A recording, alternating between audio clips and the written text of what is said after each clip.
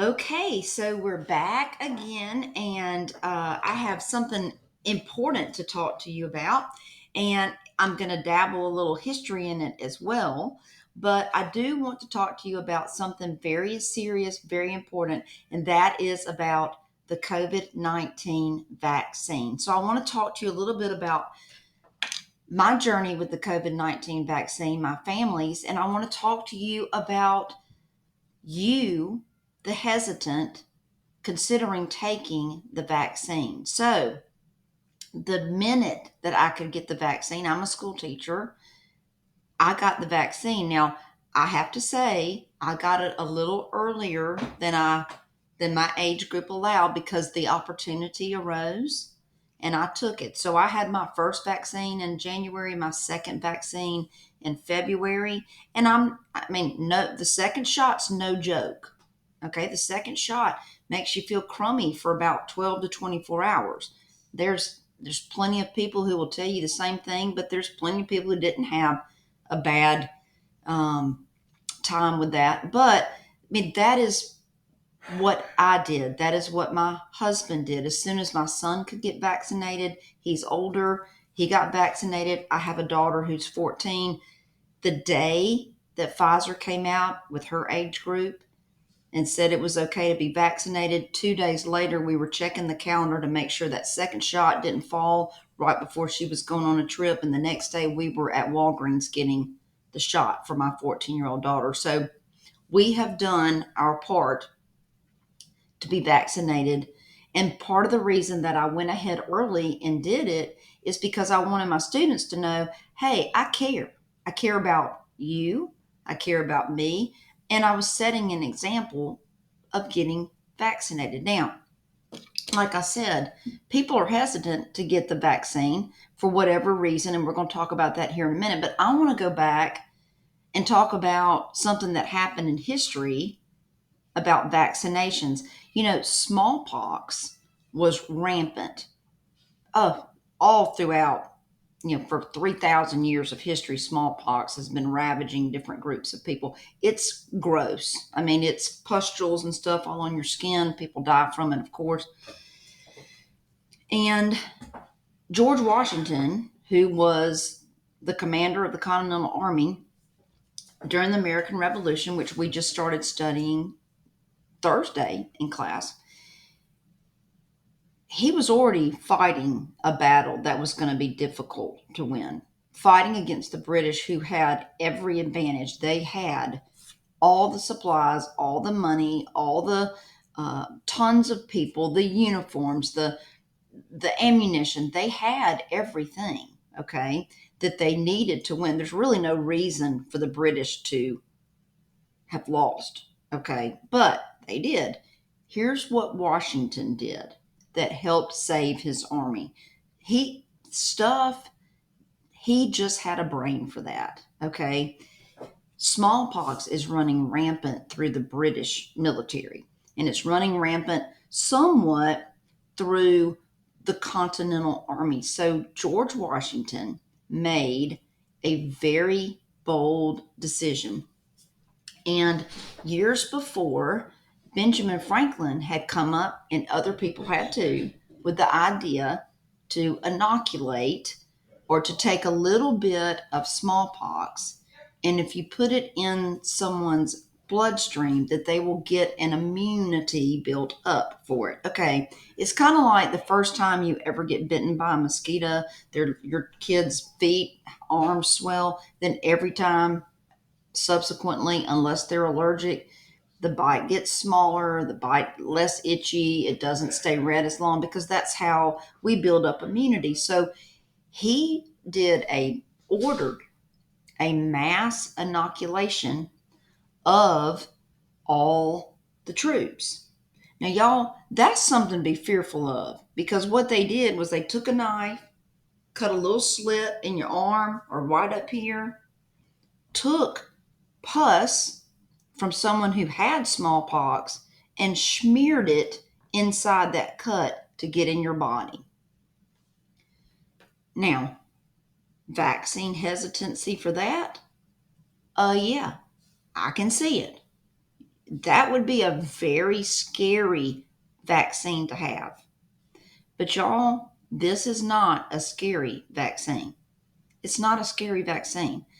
You don't even feel the needle. If you're a needle phobic, it is not even as bad as the flu shot as far as the needle going in your arm. It's just not.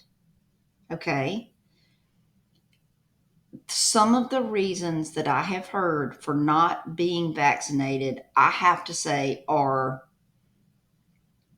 well, I don't understand. Okay, let's take one. I'm not taking the vaccine because the government's going to plant a microchip in me and they'll be able to follow me everywhere I go. You know what? They already can. It's called this. They already know where you are. They know what your bra size is. They know what you shop for. They know what restaurants you like to go to because you use a cell phone.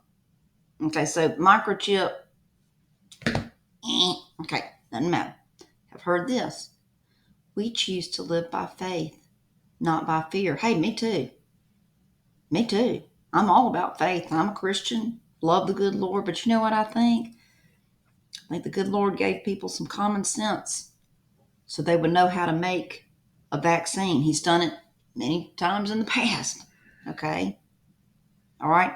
I choose to live by faith, but I also am not fearful for myself anymore because I have had the vaccine. Okay? I've written all this down. Here's another one. COVID-19 won't knock me down. I have a robust immune system. Good for you. Good for you. I'm glad you do. Okay. But I can guarantee you there's a lot of folks sick with COVID vaccine or COVID-19 that had a robust immune system. Okay. Last one. Well, so many corners were cut. So many corners were cut to make this. No, they were not. Y'all, the science had been developed for a while. You know what was cut? Red tape, bureaucracy. That's what was cut, not corners. Red tape. Okay, no corners cut, red tape cut. But if you're hesitant about the vaccine, let me give you, I'm going to be straight up real with you. Fine if you're not afraid of the COVID-19. But are you afraid of having a heart attack? What about old Pop Pop if he has a stroke? What about Meemaw who falls and breaks her hip? What about getting in a car wreck? What about an embolism? What about deep vein thrombosis? What about having a terrible asthma attack? What about catching pneumonia? All of those things can land you in the hospital. And guess what? There is no room for you in the hospitals in our area, in Alabama, Mississippi, Northern Florida. The hospitals are full up.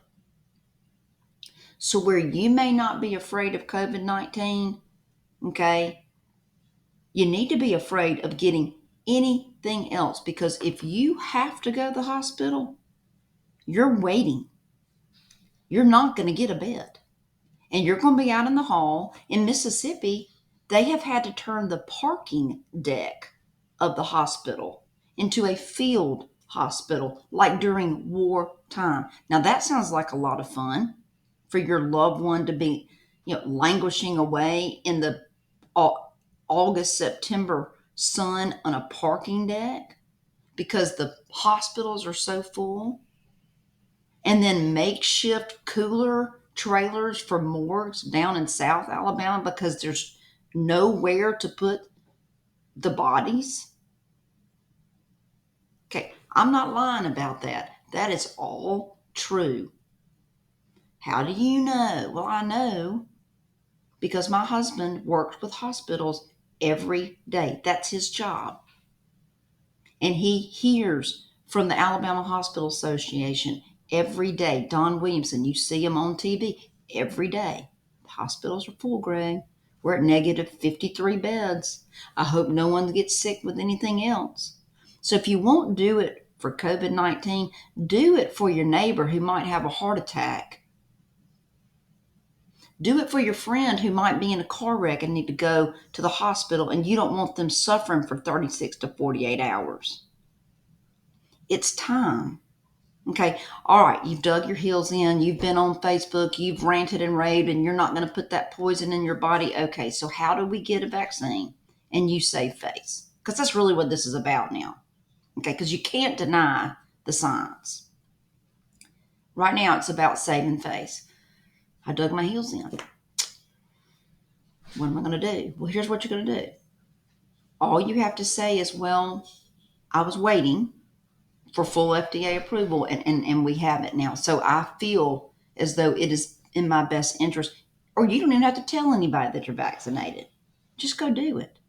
Because listen to me, if you go ahead this week and get vaccinated, go this week, depending on whether you take Moderna, Pfizer, whatever, Johnson and Johnson's a one-shot deal, okay.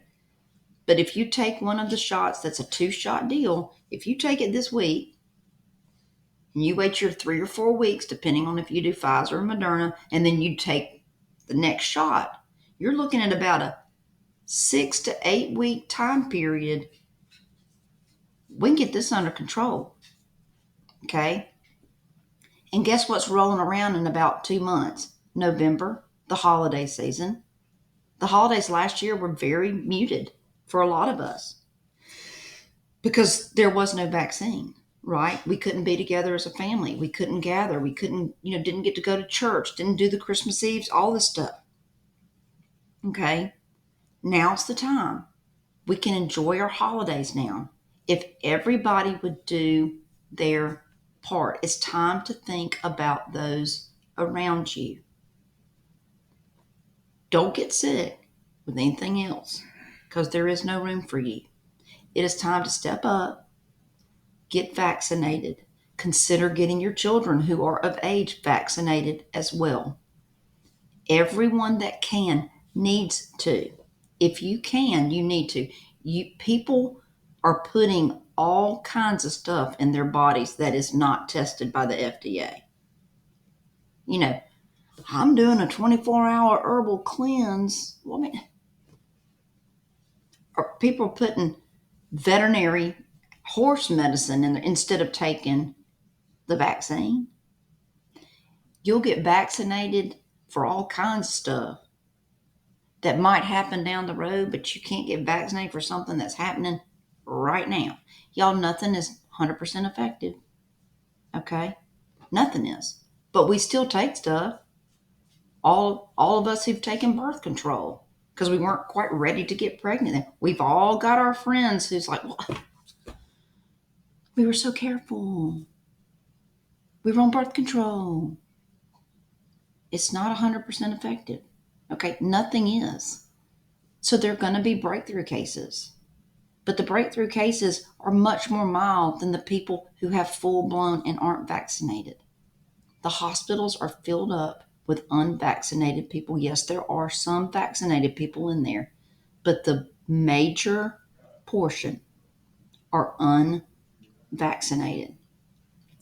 The percentage of people dying that is the highest, like huge, unvaccinated. You will not probably find someone in the hospital with COVID-19 who would say, I'm so glad I didn't get vaccinated.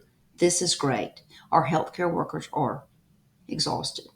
And it must be so frustrating to see something preventable. People who could prevent this. It's time to step up. It's time to take care of yourself, take care of your business, take care of your neighbors. And listen, we're going to come back this next week and we're going to talk a little bit about Afghanistan and what's happening in there. And we need to understand the sacrifice that our men and women in uniform, that they're willing to pay their treasure and their blood. Okay. So we will pick up there. I hope that you will consider, if you haven't been, getting vaccinated to stop the spread of this. More people have died than in World War II. Okay. It's time. It's time to step up, do your part. All right. I will see you next week, and I hope you have a great Saturday.